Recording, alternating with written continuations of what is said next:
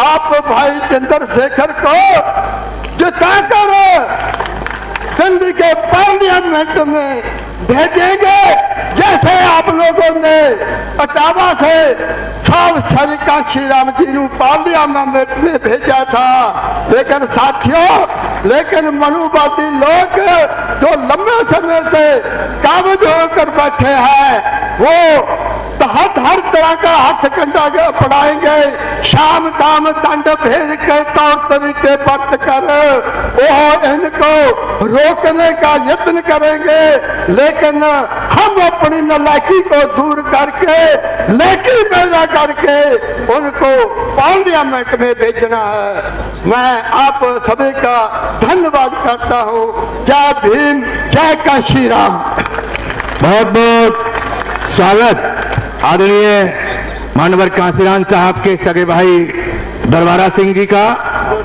बहुत ही गंभीरता पूर्वक मानवर कांसीराम साहब के संघर्ष को आपने रखते हुए आपकी बहुत उनके उत्तराधिकारी के रूप में आज भाई चंद्रशेखर आजाद भीम आर्मी आजाद समाज पार्टी के माध्यम से उनके रास्ते पर चलकर इस देश के बहुजन समाज के लोगों को आगे बढ़ा रहे हैं। आपने भाई के समर्थन की अपील की, इसके लिए आपका बहुत बहुत स्वागत। साथियों, भाई के बोलने से पहले मैं आपको जानकारी दे दूं कि हमारे मंच पर बहुत ही अच्छे वक्ता हमारी पार्टी के राष्ट्रीय कोर कमेटी के सम्मानित सदस्य चौधरी सतपाल सिंह जी भी उपस्थित हैं, अमित कसाना जी भी उपस्थित हैं और हमारे मोहम्मद इम्तियाज खां जो कलकत्ता से आए हुए हैं वो भी उपस्थित हैं, काशिफ भाई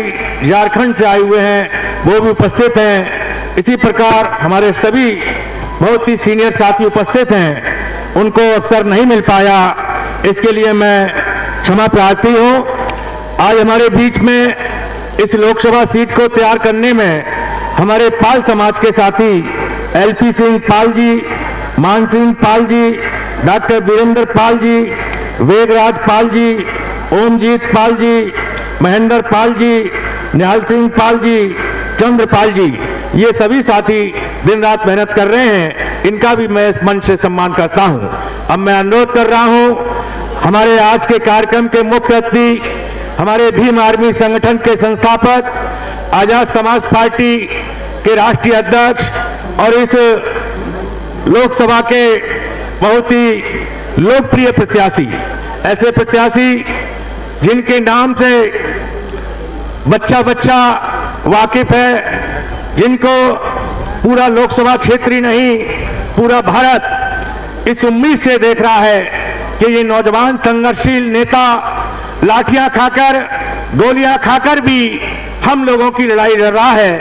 ये नेता हर हालत में पार्लियामेंट में पहुंचना चाहिए, इस उम्मीद को पूरा देश कर रहा है, यहाँ की जनता कर रही है। मैं अनुरोध कर रहा हूं भाई एडवोकेट चंद्रशेखर आजाद जी से कि आप आएं और अपने विचार रखें। साथ ही उनके आने से पहले मैं स्थानीय कमेटी से अनुरोध कर रहा हूं कि उनके सम्मान में जोरदार नारे लगाएं। भीम आर्मी जिंदाबाद, जिंदाबाद जिंदाबाद, भीम आर्मी जिंदाबाद, जिंदाबाद जिंदाबाद, भीम आर्मी जिंदाबाद, जिंदाबाद जिंदाबाद, आजाद समाज पार्टी जिंदाबाद, जिंदाबाद जिंदाबाद, आजाद समाज पार्टी जिंदाबाद, जिंदाबाद जिंदाबाद, आजाद समाज पार्टी जिंदाबाद।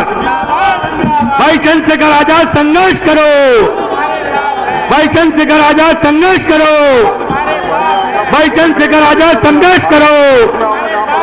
हमारा नेता कैसा हो, हमारा नेता कैसा हो, वोट हमारा राज तुम्हारा, वोट हमारा राज तुम्हारा।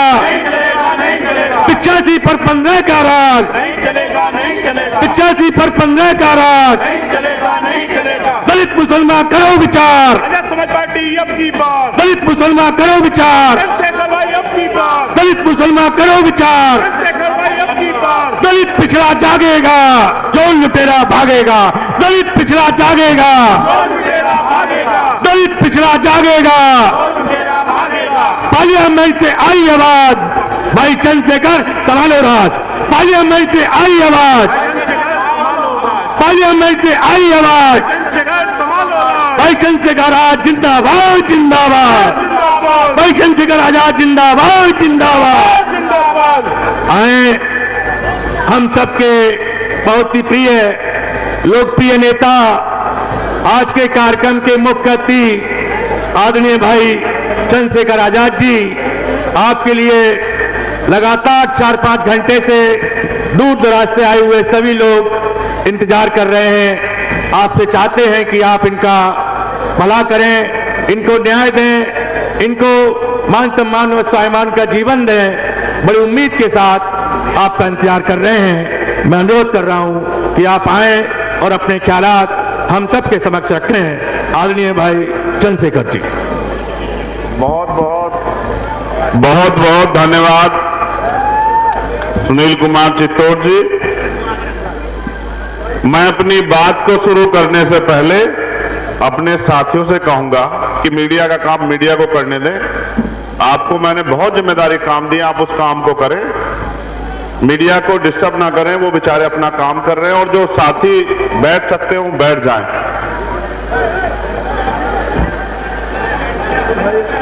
क्योंकि पीछे वालों को देखने में दिक्कत हो रही है, वो बार बार निवेदन कर रहे हैं बैठने का।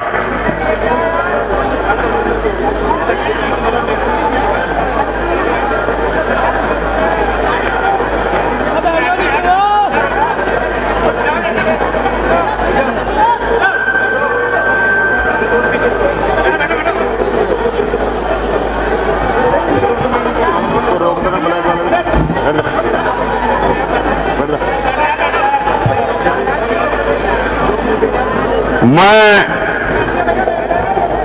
सबसे पहले तो जिनके जयंती के अवसर पर आज आप इतनी बड़ी संख्या में यहां पहुंचे हैं, मान्यवर साहब श्री काशीराम जी को कोटि कोटि नमन करता हूं। उनकी 90वीं जयंती के अवसर पर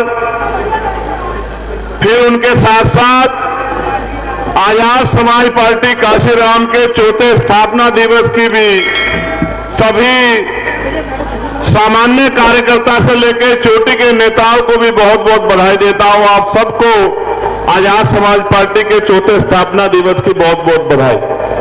मेरे हाथ में एक लंबी लिस्ट है, मैं उसको पढ़ने के बाद बीच में खड़े होकर अपनी बात रखूंगा, इसलिए मैं उस लिस्ट को पहले पढ़ देना चाहता हूं, क्योंकि इस कार्यक्रम को सफल बनाने में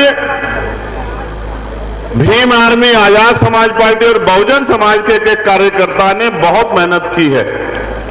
इस मंच पर उपस्थित पंजाब से चल के आए मान्यवर साहब श्री काशीराम के छोटे भाई श्री दलबारा सिंह जी, विनय रतन सिंह जी, कमल वालिया जी, रविंद्र भाटी जी, वीरेंद्र श्रीश जी, अतर सिंह बाबू जी, डॉक्टर ब्रजपाल सिंह जी, डॉक्टर आकिब सिंह जी, सौरभ किशोर जी, अमित गौतम जी, शानेन्द्र वर्मा जी, राम गोपाल जी, नीटू सिंह जी, महक सिंह जी, श्याम प्रकाश बोधी जी, विवेक सेन जी, पुष्पेंद्र राणा जी, सोमनाथ प्रजापति जी, भूरे खा जी, छोटे भाई सुल्तान चैंपियन जी, मनोज दोहन जी, नरेंद्र भीखूराम जैन जी, मोहनलाल जी, मनीष प्रजापति जी, जितेंद्र राणा जी, सूरज पाल जी, गजेंद्र भाटी जी, चांद कुमार प्रजापति जी, राजीव प्रजापति जी, वीरेंद्र सैनी जी, प्रोफेसर इम्तियाज भाई चौधरी सतपाल जी, राव मौसम जी, रजनीश विश्वकर्मा जी, अमित कसाना जी, अमरचंद हरसोलिया जी, कमल बराड़ा जी, वीर सिंह जी, ओमपाल जी, अनिल गौतम जी, संजीव सागर जी, राजेंद्र सिंह गुर्जर जी, विनय सागर जी, गोरखनाथ बोध जी, अब्दुल्ला खां जी, मुकेश ठेकेदार जी, अनिल करदम जी, पुष्पेंद्र जाटव जी, तालिब चौधरी जी, काशिफ भाई, रामपाल नेताजी और महेश पहवाल जी, उनके साथ साथ यहां इस जिले के हमारी जो लीडरशिप है, भाई प्रशांत महासागर जी, राजेंद्र सिंह जी, राजकुमार जी, जितेंद्र सिंह जी, अभिषेक कुमार जी, भूरे भाई, शुभम कुमार जी, कौशल चौधरी जी, मान्यवर गिरवर सिंह जी, सुनीता देवी, अरविंद भाई, रजनीश वाल्मीकि, रोहित कुमार, मोहित कुमार, अमित कुमार, सद्दाम अहमद, राम गोपाल सिंह, रोहित कुमार, छोटे सिंह, यामीन जी, हर्षवर्धन जी, राजपाल सिंह जी, केवल सिंह जी, चंद्रभान सिंह जी, शिवम जेवरिया जी, रावत कटारिया जी, रोबिन कुमार जी, विष्णु गौतम जी, छोटे सिंह जी, लवली कुमार, पृथ्वी सिंह, दल सिंह, श्री ओमपाल बालियान जी, ललित कुमार जी, रजत कुमार जी, फसाद हुसैन जी,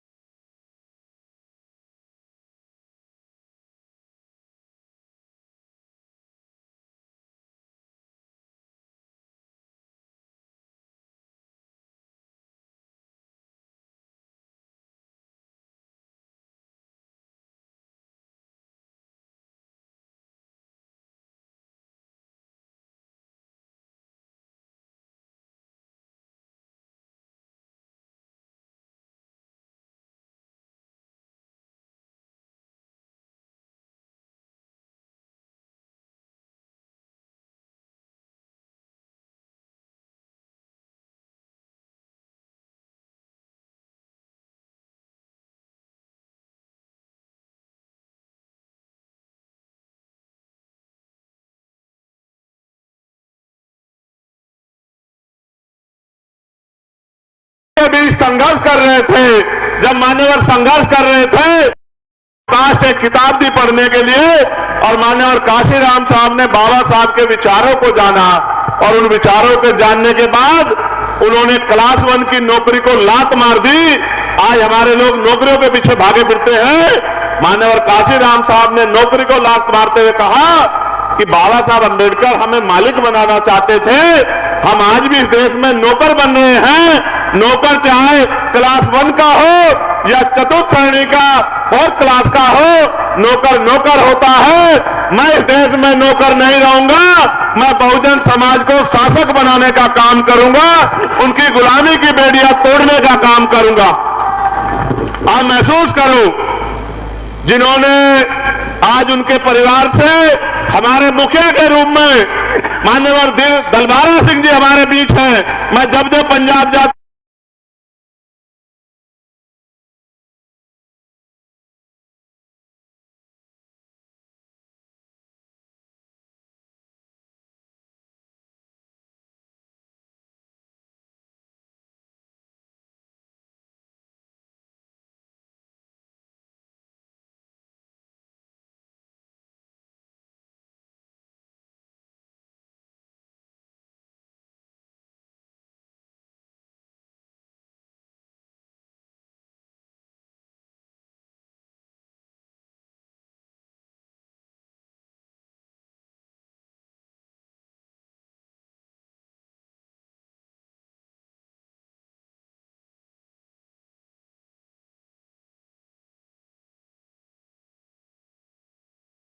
बैठेंगे, मैं इनसे मिलके आया और फिर मैंने वापस जब मैं 16 महीने जेल काट के आया था तो मैं तीसरे ही दिन चला गया था पंजाब, डेरा सचखंड बल्ला नमन करने के लिए और उस मिट्टी को नमन करने के लिए, क्योंकि मैंने जेल के दिनों में मान्यवर काशीराम साहब को पढ़ा और जब मैंने उनको पढ़ा तो मुझे एहसास हुआ, पलट के नहीं देखा मेरे साथी। मैं जब यहां आया था नगीना, उठ के आई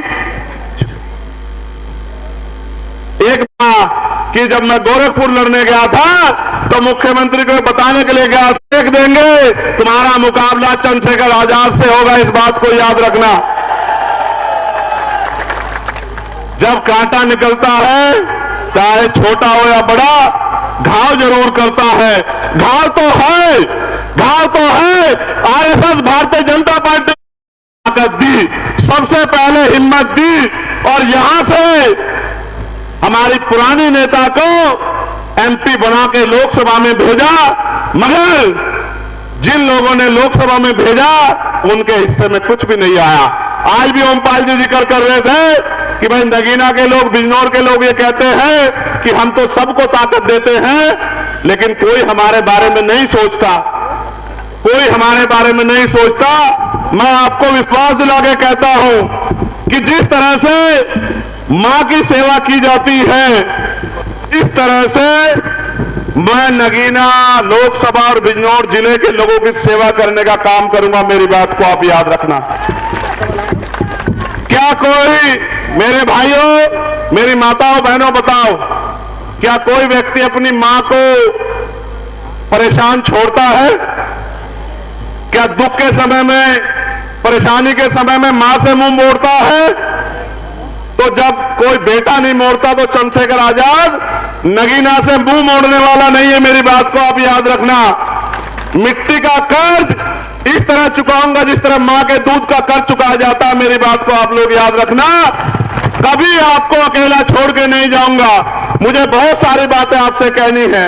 इस देश में हम लोग जो आंदोलन चला रहे हैं, सत्ता उसमें सेकेंडरी है, पहली है व्यवस्था परिवर्तन। व्यवस्था परिवर्तन कैसा?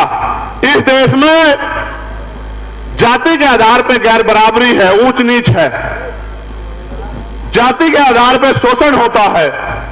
मान्यवर काशीराम साहब लंबे समय तक प्रयास करते रहे कि जाति के आधार पर होने वाला शोषण कैसे बंद होगा। उसका तरीका एक था कि कोई भी परिवर्तन बिना राजनीतिक शक्ति के नहीं होता। जब तक हम राजनीति में कामयाब नहीं होंगे तब तक हमारे हाथों में शक्ति नहीं होगी। जब तक शक्ति नहीं होगी तब तक परिवर्तन नहीं होगा। इसलिए उन्होंने कहा अपने लोगों से कि चाहे रिक्शा चलाने वाला हो, चाहे कुर्सी पे बैठने वाला हो, हर आदमी तय करे कि हमें इस देश में शासक जमात बनना है, हमें इस देश में राजकाज लाना है, हमें इस देश में गरीबी, बेबसी, गुलामी की बेड़ियां काटनी है। और वो उसमें सफल भी हुए। लेकिन जहां तक वो छोड़ के गए, मैं आपसे पूछना चाहता हूं, क्या आप उससे उस कारवां को आगे बढ़ाना चाहते हो, नहीं बढ़ाना चाहते हो? बताओ, जोर से बताओ, बढ़ाना चाहते हो, नहीं बढ़ाना चाहते हो?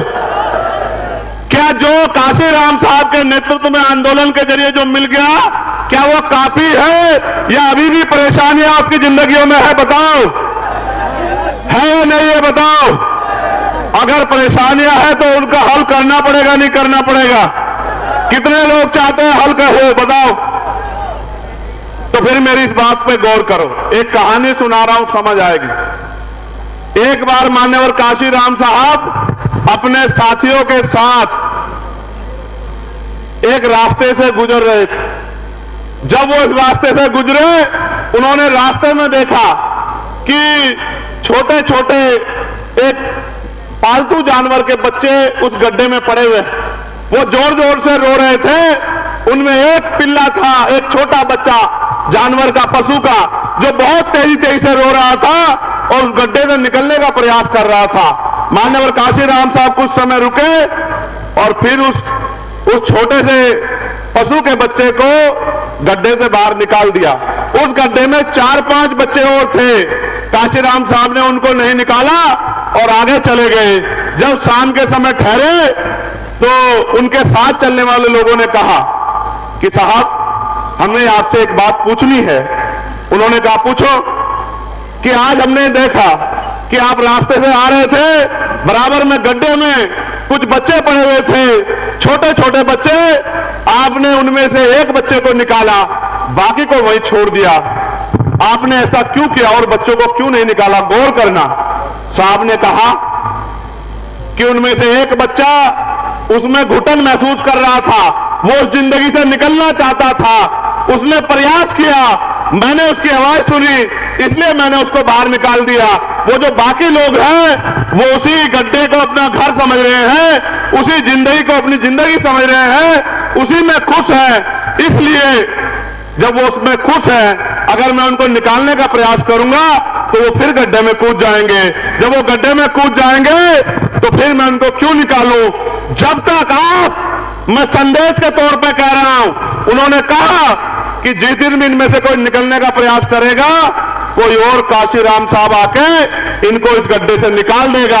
आज मैं आपको कह रहा हूं, अगर आप इस देश में स्वाभिमान सम्मान का जीवन चाहते हैं, हक अधिकार चाहते हैं, तो फिर गड्ढे से निकलने के लिए, गरीबी बेबसी खत्म करने के लिए, फिर आप इस चंद्रशेखर आजाद के भीम आर्मी आजाद समाज पार्टी का हाथ पकड़ लो। आने वाले 10 साल में ये गरीबी बेबसी भूखमरी जुल्म जाति की बेड़ियां जड़ से काटने का काम हम लोग कर देंगे। मेरी इस बात को आप लोग याद रखना। सम्मानित भाइयों बहनों, क्योंकि आज बड़ा दिन है, पार्टी का स्थापना दिवस है। देश भर में पार्टी में काम करने वाले लोग अपने मन में सपने लेके बैठे हैं। मैं उनको भी कहना चाहता हूं, ये आंदोलन महापुरुषों का आंदोलन है, जो महापुरुषों ने संघर्ष करके आगे बढ़ाया। इसको और आगे बढ़ाने के लिए हम सब लोग तैयार हैं और हमारी मेहनत जाया नहीं जाएगी। आपका आंदोलन ताकतवर होगा। आज तो सड़कों पे आप लड़ाई लड़ते हो, गरीबों, कमजोरों, मजलूमों, किसानों, मजदूरों की आवाज बनते हो, बहन बेटियों के सम्मान की लड़ाई लड़ते हो। आने वाले कल में पार्लियामेंट में, असेंबली में भी आपकी आवाज जाएगी और आपकी आवाज के जरिए हुक्मरानों की आंखें खुलेंगी, सरकारों नींद से जाएंगी और आपके अधिकार आपको मिलने का काम होगा। सम्मानित भाइयों बहनों, एक लंबी लिस्ट मैंने पढ़ी। ये सब लोग वो लोग थे जिन्होंने इस क्षेत्र में मेहनत की है, जिन्होंने इस क्षेत्र में काम किया है। बहुत सारी समस्याएं मेरे सामने रखी हैं, लेकिन मैं एक बात पर आपका ध्यान आकर्षित करना चाहता हूं। अभी चुप हो।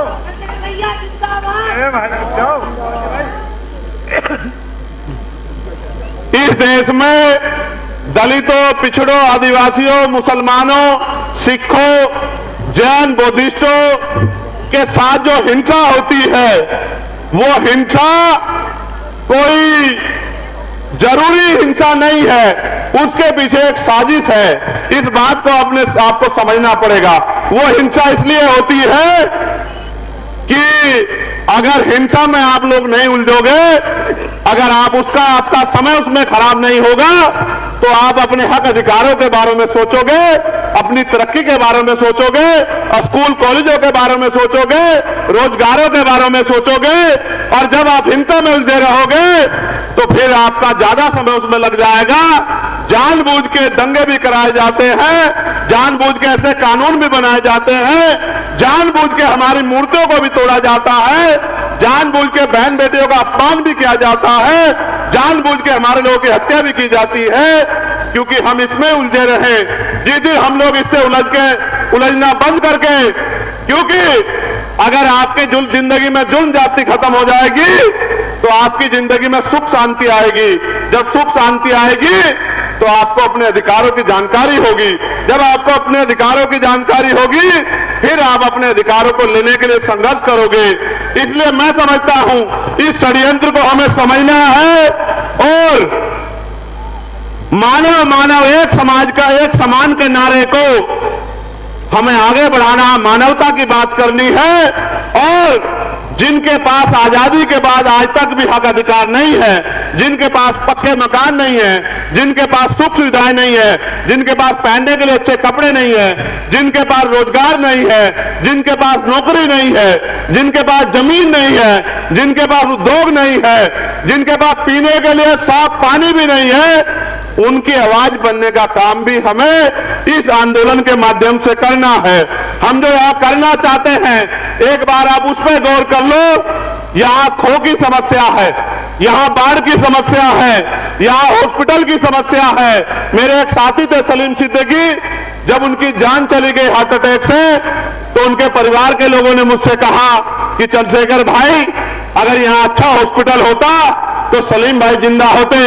उसी दिन मैंने तय कर लिया था कि इस क्षेत्र में एम्स जैसा हॉस्पिटल बनना चाहिए, जो गरीबों को भी आसानी से अच्छा इलाज मिल सके। इस क्षेत्र में बेरोजगारी की समस्या है, नौकरी रोजगार करने के लिए दूसरे प्रदेश में जाना पड़ता है।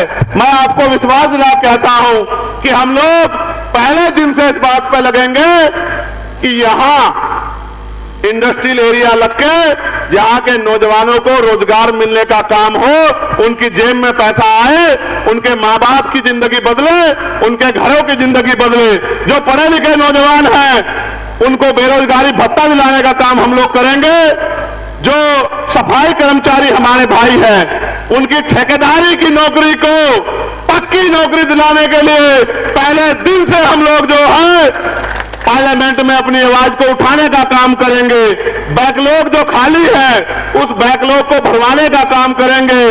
प्रमोशन इन रिजर्वेशन एससी एसटी के साथ साथ ओबीसी के कर्मचारियों को दिलाने के लिए भी हम लोग संघर्ष करेंगे, जो कि सुप्रीम कोर्ट ने भी कहा है कि मिलना चाहिए। हम लोग इस क्षेत्र में उद्योग लगवाने का काम करेंगे। पुरानी पेंशन को भी हम लोग लागू कराने का काम करेंगे। पुरानी पेंशन हमारा बड़ा मुद्दा रहेगी कि हम पुरानी पेंशन पर चर्चा कराएं। महिलाओं के लिए जो आपको पेंशन मिलती है 500 रुपए, विधवा विकलांग वृद्धा, इस पेंशन को बढ़वा के 5,000 रुपए कम से कम पेंशन मां बहनों को दिलाने का काम करेंगे। उनके साथ साथ महिलाओं के लिए कुटीर उद्योग की व्यवस्था करा के घर पे ही 10-20 हजार रुपए का रोजगार हम बहन बेटियों को दिलाने का काम करेंगे। आज मैं देखता हूं मेरी माओ को घर चलाने के लिए खेतों में जाके मेहनत मजदूरी करनी पड़ती है, भट्टों में जाना पड़ता है, कोल्हू में जाना पड़ता है, पूरे दिन गर्मी में सहना पड़ता है। उनके हाथों में लाइनें भी बढ़ गई हैं। जो कुदरत ने लाइनें पैदा की हैं उससे भी 100 लाइनें उनके हाथों में बढ़ गई है। इस बेबसी की जिंदगी को ज्यादा दिन हम लोग नहीं रहने देंगे। इस बेबसी की जिंदगी को हम लोग खत्म करने का काम करेंगे। एक बड़ी समस्या नगर निगम में जो ठेकों की है उस पर मैं पहले ही कह चुका हूं कि समान काम समान वेतन हम लोग लागू कराने का काम करेंगे। अब मेरी बात पे आप गौर करो। जब इस देश में नेताओं को, अधिकारियों को पुरानी पेंशन मिलती है तो कर्मचारियों को भी पुरानी पेंशन का लाभ मिलना चाहिए, नहीं मिलना चाहिए? आप लोग बताओ, दोनों हाथ उठा के बताओ, मिलना चाहिए नहीं मिलना चाहिए? जो 500 रुपए पेंशन मिलती है महिलाओं को, 500 रुपए में अच्छा जूता भी नहीं आता, क्या उनकी पेंशन 5,000 रुपए होनी चाहिए नहीं होनी चाहिए? बताओ। आशा कार्यकर्ता को, आंगनबाड़ी कार्यकर्ता को, भोजन माता को, मैं एक गांव में गया था, मेहताब का गांव है वो, एक बहन मुझे वहां मिली, उसने कहा बहुत कम वेतन मिलता है। मैंने उनसे वादा किया था कि पार्लियामेंट में जाके आशा, आंगनबाड़ी, भोजन माताओं के लिए बढ़िया जो है उनके वेतन वृद्धि कराने के काम के लिए हम लोग संघर्ष करने का काम करेंगे, उनकी आवाज को उठाने का काम करेंगे। अब इस देश में जो चल रहा है उस पर भी बात करते हैं। अभी इस देश में आपने देखा पैसे के आधार पर सत्ता और सत्ता के जरिए पैसा का कितना बड़ा खेल सुप्रीम कोर्ट ने उजागर किया कि इलेक्टोरल बॉन्ड के जरिए हजारों करोड़ रुपए का जनता चंदा भारतीय जनता पार्टी ने ईडी लगवा के, सीबीआई लगवा के तमाम कंपनियों से लेने का काम किया और उसी पैसे को चुनाव में खर्च करके सत्ता में आने का काम किया। अभी अभी इनका झूठ बेनकाब हुआ कि किस तरह से सरकारी मशीनरी का दुरुपयोग किया। आप महसूस करो, पहले सरकारी नौकरी आती थी, अब सरकारी नौकरी बाद में आती है, पहले पेपर लीक हो जाता है। अभी पुलिस की भर्ती का पेपर लीक हुआ, 48 लाख बच्चों ने दिया और 400 रुपए पर बच्चे के हिसाब से 200 करोड़ रुपए इन्होंने कमाए और पेपर लीक करा के उन बच्चों के सपनों को उन्होंने खत्म करने का काम किया। इसी तरह से 69,000 शिक्षक भर्ती में 20,000 पदों पे आरक्षण का घोटाला करके पिछली भारतीय जनता पार्टी की जो उत्तर प्रदेश की सरकार और उनके मंत्री ने किया, 20,000 बच्चे सड़कों पे लड़ रहे थे। मैंने उस आंदोलन में 4 दिन संघर्ष किया। 6,800 नौकरियां उनकी जारी कराने का काम किया। जब 6,800 नौकरियां उनको मिली, वो बड़े खुश हो गए, रोने लगे गले लग के कि भैया आपने नौकरी दिलवा दी। और जब उनके चेहरों पे खुशी आई तो सरकार को बर्दाश्त नहीं हुआ, कोर्ट से स्टे करवा के उनकी नौकरी छीनने का काम किया। मैं उन सबको भी कह रहा हूं, आपकी नौकरी आपको दिलाने का काम हम लोग करेंगे, आप चिंता मत करो। मैं आपसे ये बात इसलिए कह रहा हूं कि सत्ता में बहुत ताकत है। आप यहां से जाके पार्लियामेंट में नहीं बोल सकते हो। आपके द्वारा चुना हुआ नेता पार्लियामेंट में जाके बोलेगा। जब वो पार्लियामेंट में जाके बोलेगा, यहां की समस्याओं को बताएगा, तब वहां की बैठी सरकार को ये समझ आएगा कि इस क्षेत्र में समस्या है, तब वो आपके लिए बजट अलॉट करेंगे, तब आपके क्षेत्रों में काम होगा। आपने कई लोगों को सांसद बनाया, क्या आपने कभी देखा कि उन्होंने पार्लियामेंट में जाके क्षेत्र की आवाज उठाई? ईमानदार से बताओ, कभी देखा? इसका मतलब आपकी वोट से उन्होंने अपना भला तो किया, लेकिन आपका भला नहीं किया। हम तो विजन के साथ आए हैं, जो विजन सदगुरु रविदास जी महाराज ने दिया। कौन सा विजन? कि ऐसा चाहूं राज में जहां मिले सबन्नु अन्न और छोटे बड़े सब संबसे, रविदास रहे प्रसन्न।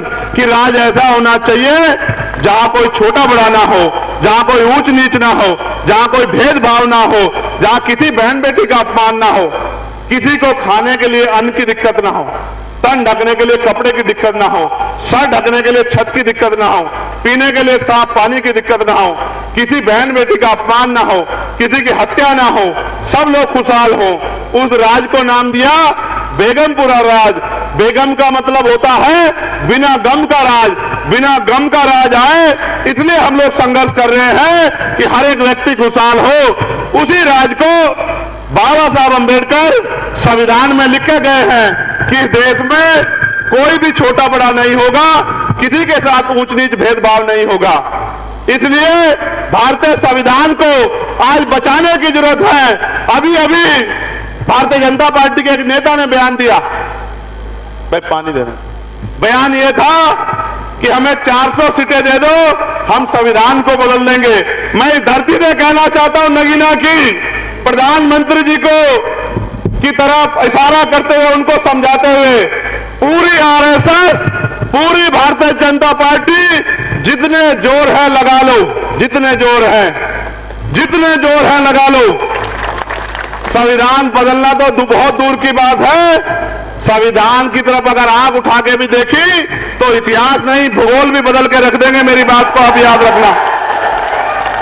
यह संविधान आरएसएस के लोगों ने कभी पसंद नहीं किया, कभी पसंद नहीं किया। शुरू के दिन से इस संविधान को गलत साबित करने का काम आरएसएस के लोगों ने किया। आज वही लोग बाबा साहब की फोटो लगा के हमारी वोट को अपने पाले में लाने के लिए हमारी बस्तियों में घूम रहे हैं। उनको सावधान रहना है। वो बाबा साहब की फोटो दिखा के और 2 किलो 4 किलो राशन देके हमारे वोट के हथियार को, जो हथियार बाबा साहब दे गए हैं, उस हथियार को अपने पाले में लाने काम करना चाहेंगे, जिससे कि भारतीय संविधान को कमजोर कर सके। क्या आप भारतीय जनता पार्टी की मदद तो नहीं करोगे? दोनों हाथ उठा के बताओ। अगर आपका रिश्तेदार भी भारतीय जनता पार्टी से आया तो उसकी मदद तो नहीं करोगे? मैं आपको यह कहना चाहता हूं, इस देश में बहुत लंबे समय से हमारा आंदोलन, जो महापुरुषों का आंदोलन चल रहा है, 100 साल से ज्यादा हो गए और 100 साल में हम यहां तक आ पाए हैं। अभी बहुत काम बाकी है, हमें उसको आगे बढ़ाना है। आज हमारे अधिकारी कर्मचारी दफ्तरों में जातिवाद के शिकार होते हैं।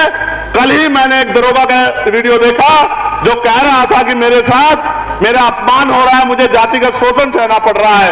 यानी कि इस देश में अभी भी हमारी सामाजिक हैसियत नहीं बदली। मैंने तो लंबे समय से उनको भी कहा कि आप भी हमारे साथ जुड़ जाओ। जब आप हमारे साथ जुड़ जाओगे तो कोई भी अधिकारी कर्मचारी आपका शोषण नहीं कर पाएगा।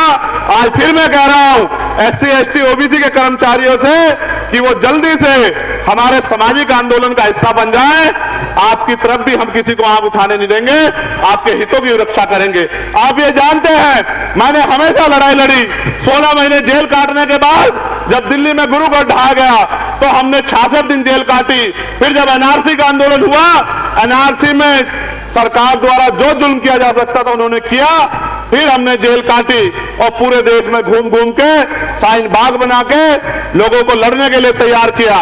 उसके बाद कोई ऐसा मसला नहीं है, चाहे वो मुस्लिम समाज का हो, चाहे वो किसानों का आंदोलन हो, चाहे महिला पहलवानों का आंदोलन हो, जिन बेटियों को अपमानित करने का काम भारतीय जनता पार्टी के नेताओं ने किया, सीना ठोक के हमने उन बहन बेटियों के सम्मान में लड़ने का काम किया, तमाम तरह की मुसीबतें सहने का काम किया। आज भी देश में छुआछूत गैर बराबरी है। आप महसूस करो, मटकी छूने पर हत्या, मूछे रखने पर हत्या।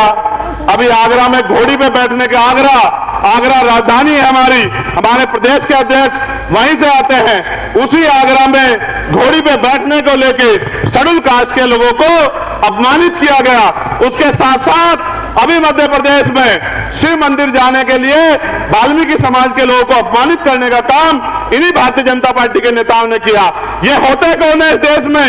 इस देश को बेचने वाले, कोड़ी कोड़ी करके सारे सरकारी उपकरणों को अडानी अंबानी को बेचने वाले, अडानी अंबानी के गुलाम होते कौन है इस देश को बर्बाद करने वाले? हम अपने देश की रक्षा करना जानते हैं, हम अपने देश को कमजोर नहीं पड़ने देंगे। आज हमारे बहुत सारे साथी देश भर में मोर्चा लेके खड़े हैं। हम EVM के खिलाफ भी लड़ रहे हैं, इलेक्ट्रल बॉन्ड को भी बेनकाब कर रहे हैं। पूरे देश में हमारा संगठन है, हमारी यूनिट है। भाई जावेद भाई, हिजाब भाई, सलीम भाई, CO कल्याण सिंह जी, तमाम हमारे साथी, हिमांशु जी, महक सिंह जी, तमाम हमारे साथी अन्य अन्य प्रदेशों में आंदोलन को मजबूत कर रहे हैं। एक झटके की जरूरत है कि आंदोलन का पटल ऊंचा हो जाए। ये पटल ऊंचा करने की जिम्मेदारी नगीना लोकसभा के लोगों के ऊपर है। अगर नगीना लोकसभा के लोगों ने तय कर लिया तो आंदोलन को आगे बढ़ने से कोई नहीं रोक सकता है। और आंदोलन को कामयाब करने की जिम्मेदारी जब नगीना के लोगों पर है तो नगीना के लोगों को कमर कस लेनी चाहिए। जब नगीना के लोग कमर कस लेंगे फिर कोई मतलब नहीं बैठता कि कोई भी साजिश, कोई भी षड्यंत्र आजाद समाज पार्टी को यहां कामयाब होने से रोक पाए। मैं आपको विश्वास लगा के कहता हूं कि जिस तरह का बल मैंने दलित समाज के लोगों में देखा, जिस तरह का बल और प्यार मैंने पिछड़े वर्ग के लोगों में देखा इस लोकसभा में, जिस तरह का बल और प्यार मैंने मुस्लिम समाज के लोगों में देखा, जिस तरह का बल और प्यार मैंने किसान समाज के लोगों में देखा, आप विश्वास करो, चाहे मीडिया कुछ भी दिखा दे, हर कोई जानता है कि बिना किसी की मदद के चंद्रशेखर आजाद समाज पार्टी नगीना लोकसभा को 1 लाख वोटों से भी ज्यादा वोटों से जीत रही है। इस बात की खबर सबको है।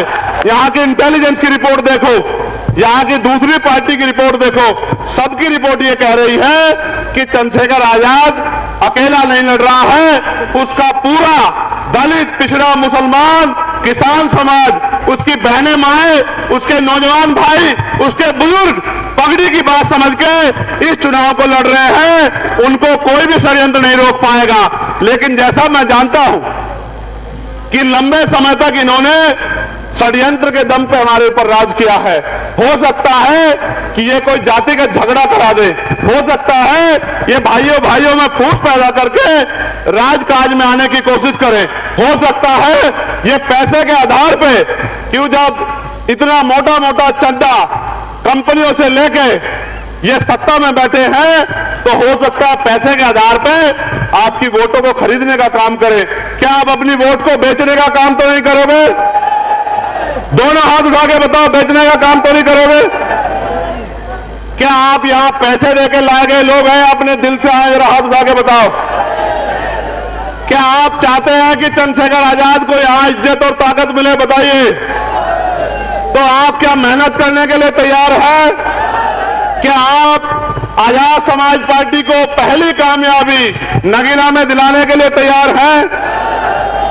मैं जब यहां की गलियों में जाता हूं, यहां के कस्बों में जाता हूं, जब मैं शेरकोट जाता हूं, ऐसा लगता है कि मैं शेरकोट में नहीं अपने घर में खड़ा हूं। इतना प्यार शेरकोट के लोग देते हैं। जब मैं शेरकोट से हटके धामपुर में आता हूं तो ऐसा लगता है कि शेरकोट का प्यार कम है, धामपुर का प्यार ज्यादा है। जब मैं धामपुर से हटके नगीना में आता हूं, नगीना के लोग तो खुद में इतिहास लिखे हुए हैं, नगीना के लोग ज्यादा प्यार देते हैं। जब मैं आगे बढ़ के नजीबाबाद चला जाता हूं, कोतवाली चला जाता हूं, वहां के लोग पलके बिछा के इंतजार करते हैं। जब मैं किरतपुर में जाता हूं तो ऐसा सैलाब आता है सड़कों पर कि दांतों तले दुश्मन उंगली दबा लेते हैं।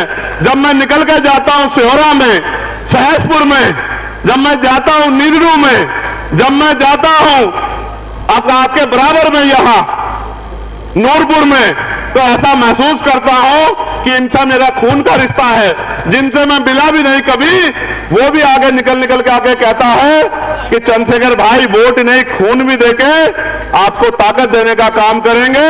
ये प्यार मैंने अगर मुझे मिलता है तो यहां के हमारे भीम आर्मी आजाद समाज पार्टी के नेताओं की वजह से मिलता है, और देश भर में जो हमारे लोग काम करते हैं उनके प्यार की वजह से मिलता है। वो हर व्यक्ति की आवाज उठाने का काम करते हैं। घर से निकलता हूं सुबह बिना रोटी खाए, रोटी की व्यवस्था मेरा समाज करता है, मेरी गाड़ी के तेल की व्यवस्था मेरा समाज करता है, और किसी चीज की जरूरत हो, जिस चीज के लिए कह देता हूं उस चीज को मुझ तक पहुंचाने का काम जो है ये मेरा बहुजन मुस्लिम समाज करता है। इज्जत देने का तुम यहां क्यों आए? आपसे मिलने। मैंने क्या किया तुम्हारे लिए जो तुम यहां आए? बस आपसे कभी मुलाकात तो हुई नहीं, पर पता नहीं क्यों अंदर दिल से बहुत मोहब्बत हो गई। मैं कल भी आया था यहाँ, तो मैं आपके लिए एक शेर कहना चाहता हूँ कि मोहब्बत का घना बादल बना देता तो अच्छा था, मोहब्बत का घना बादल बना देता तो अच्छा था, और मुझे चंद्रशेखर आजाद साहब की आंख का काजल बना देता तो अच्छा था, और अब मुझे आपके प्यार की ख्वाहिश जीने नहीं देती, या खुदा तो मुझे पागल बना देता तो अच्छा था।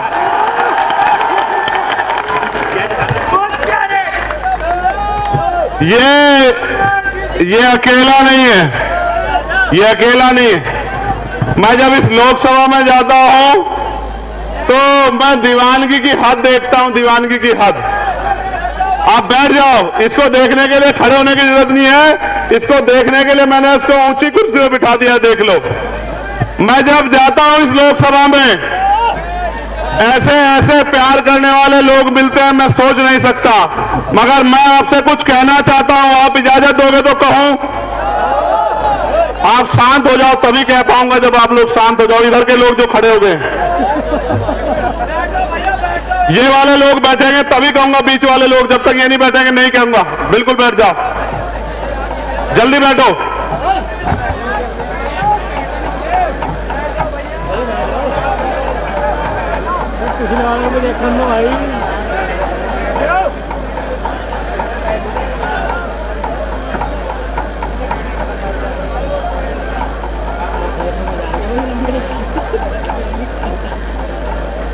मैं आपसे कहना चाहता हूं,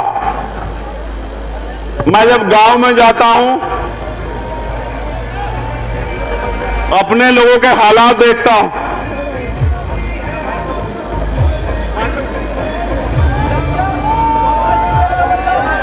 बैठ जाओ, हो जाएगा बंद।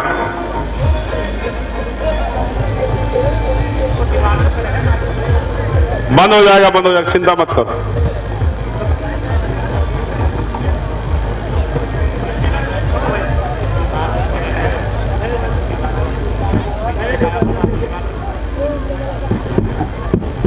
ये डीजे वाले डीजे बंद कर दें, भाई स्पीच दे रहे हैं।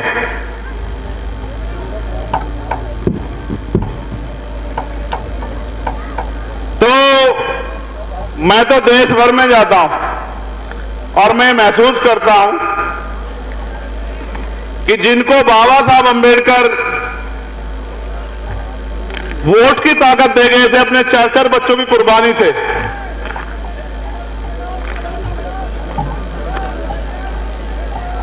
जिनको आजादी से पहले चाहे वो पाल हो, प्रजापति हो, कश्यप हो, सैनी हो, मौर्य हो, साके हो, कुशवाहा हो, सैन हो, विश्वकर्मा हो, जाट हो, गुर्जर हो, चमार हो, वाल्मीकि हो, पासी हो, धोबी हो, कोरी हो, खटीक हो, जो जाति के आधार पर जिनको नीचा कहा गया, जबकि हम सतगुरु रविदास जी महाराज को मानने वाले लोग हैं, वो ये कहते हैं रविदास जन्म के कारण होत ना कोई नीच, नर को नीच कर डारी है, ओछे कर्म की प्रीत, यानी कि जन्म के कारण कोई नीचा नहीं होता। ये जो व्यवस्था बनाई गई है ऊंच नीच पर आधारित व्यवस्था, जो जन्म के आधार पर नीचा करती है, जो जन्म के आधार पर ऊंचा करती है, हमें इस व्यवस्था को खत्म करना है। ये व्यवस्था अगर हम खत्म करना चाहते हैं तो ताली बजाने से खत्म नहीं हो सकती, गाना गाने से खत्म नहीं हो सकती, नारा लगाने से खत्म नहीं हो सकती। ये अगर व्यवस्था खत्म करनी है तो फिर हमें वोट की ताकत से अपनी ताकत बनानी पड़ेगी। इस बात को समझाने के लिए आज मैं आपके बीच में आया हूं। मैं आपसे कह रहा था कि जिनको आजादी से पहले कुर्सी में बैठने का अधिकार नहीं था, भारतीय संविधान ने उनको कुर्सी में बैठने का अधिकार दिया, उनको गांव में प्रधान से लेके प्रधानमंत्री, राष्ट्रपति बनने का अधिकार दिया।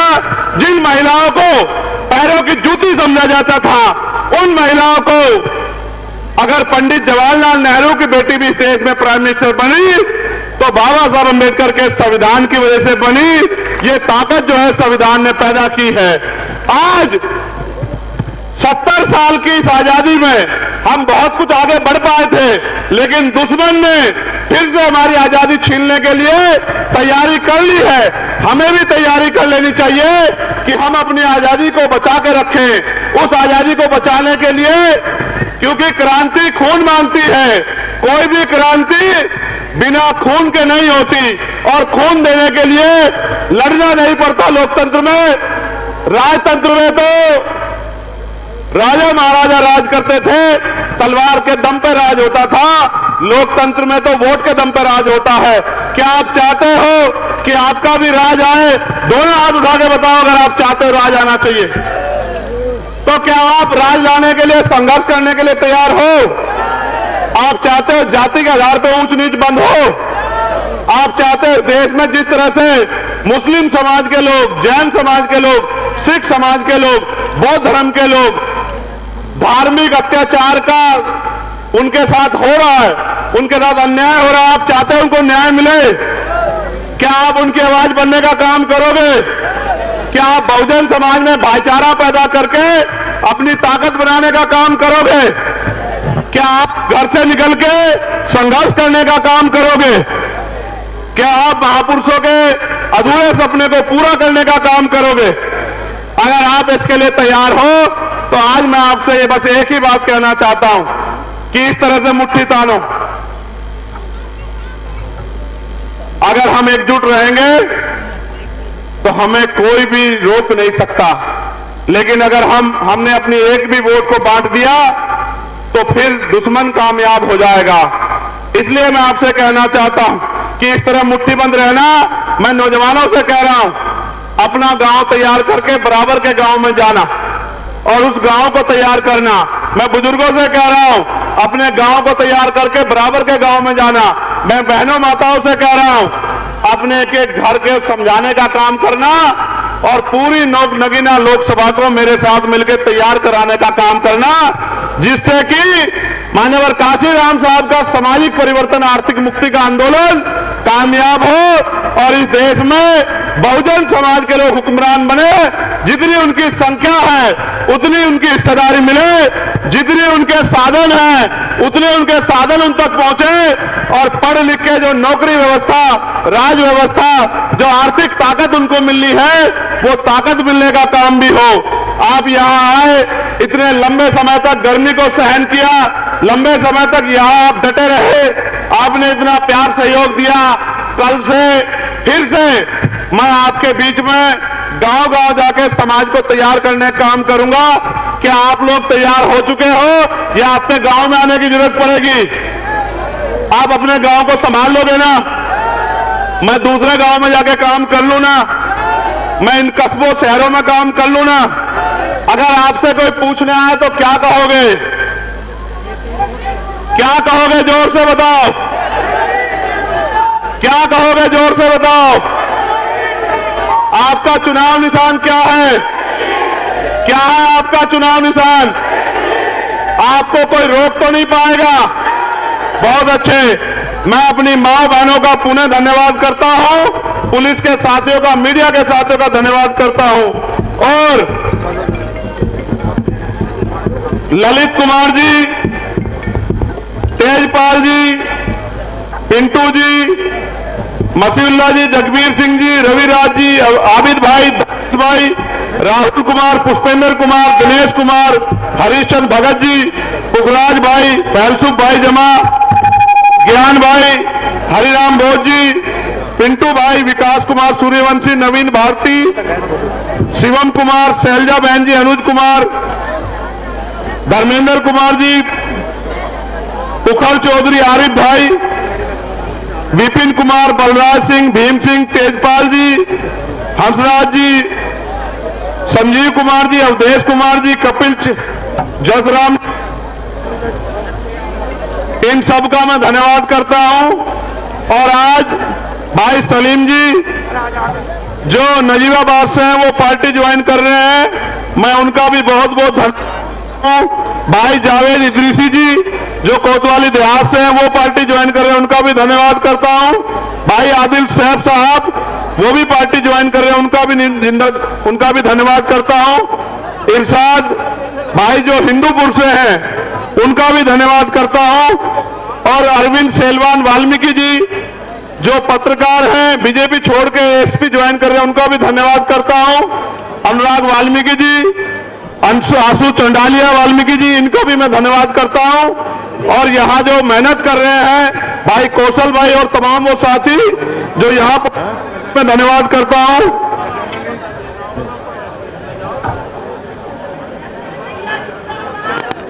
एक जानकारी ये है, उत्तर प्रदेश में पीआरडी के करवाने की प्रार्थना, पीआरडी जवान को 11,850 रुपए वेतन मिलता है, पुलिस के साथ ड्यूटी करनी पड़ती है। मैं आपको विश्वास दिलाता हूं पीआरडी के जवानों को कि आपकी आवाज पहले दिन से हम लोग उठाने का काम करेंगे, आपको स्थायी कराने का काम करेंगे। आप मेरी बात को याद रखें। हमारा चुनाव निशान क्या है? जोर से बताओ, और जोर से बताओ, और जोर से बताओ। पूरे नगीना को पता लगना चाहिए। बताओ क्या चुनाव? सारी पार्टी देख ली, अब की बात देख ली। संविधान की रक्षा कौन करेगा? हम करेंगे, हम करेंगे। बहनों की रक्षा कौन करेगा? हम करेंगे, हम करेंगे। गरीबों की रक्षा कौन करेगा? हम करेंगे, हम करेंगे। पुलिस की रक्षा कौन करेगा? हम करेंगे, हम करेंगे। कर्मचारियों की रक्षा कौन करेगा? हम करेंगे, हम करेंगे, पत्रकारों की रक्षा कौन करेगा? हम करेंगे, हम करेंगे, किसानों की रक्षा कौन करेगा? हम करेंगे, हम करेंगे, जवानों की रक्षा कौन करेगा? हम करेंगे, हम करेंगे। भारतीय संविधान जिंदाबाद। जिंदाबाद, जिंदाबाद। जो बहुजन की बात करेगा, कोई देश पे राज करेगा, जो सरकार निकम्मी है, वो सरकार बदलनी है, रोजी रोटी दे न सके जो सरकार निकम्मी है, जो सरकार निकम्मी है, वो सरकार बदलनी है। मैं धन्यवाद करूंगा काजी वसी साहब का।